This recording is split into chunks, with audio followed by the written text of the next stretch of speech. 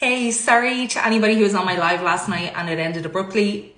My battery just completely died, and then by the time I had put it back on, I'd moved myself into the sitting room and I was like, I'm not coming back on now just to say, oh, my battery died, because I had said that while I was on. The reason I was on a live was I was just trying to, the fact that October is coming to an end, I just wanted to speak briefly on the risks of breast cancer and obviously breast cancer awareness, just talking about some facts, talking about my own personal story in relation to breast cancer, having a BRCA gene, and obviously just being your own advocate for yourself if you're in the situation where you feel something is off for you, doing your breast checks, whether you're male or female, and just talking about some some rare facts I think about breast cancer that not maybe everybody knows. Like, for instance, if there was a male in your family that had breast cancer, you're more likely to get it.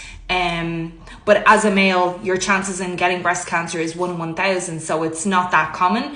But in terms of the BRCA gene, that's not the only way that young people get cancer. So it's just, as I said, being an advocate for yourself. And if you're doing your breast checks, oh my God, he's so loud. It's his birthday today. He's 5. Happy birthday, hon. Like, I haven't said that to him 1,000 times today.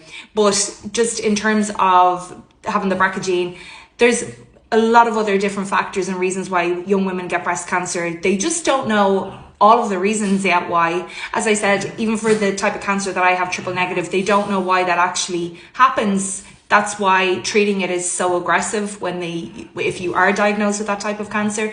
They go in all guns blazing to try and give you the best possible outcome. And obviously, again, just to reiterate, going as early as possible to your GP or to your doctor is so important in terms of prognosis, treatment plans, your options for what they can do for you, and then just in terms of treatment, and then keeping the cancer away. Obviously, the earlier they get it, the better chances that you have of it not coming back. And I spoke briefly about alcohol consumption. More than 1 drink a day for a woman is considered excessive. And obviously, I don't know, does everybody have a glass of wine every day? But in terms of the BRCA, you're told to avoid alcohol completely if possible, if not completely, or try and decrease your intake. So binge drinking is such a huge problem then, in terms of, you might not drink all the time, but you go out once a month and then you have 10 drinks. That's not a good idea if you're someone who carries the gene. And then stress levels. There was a study done in February just talking about the impact of having chronic stress and the reoccurrence of breast cancer and other types of cancers. So to bear that in mind too. But it was an interesting conversation.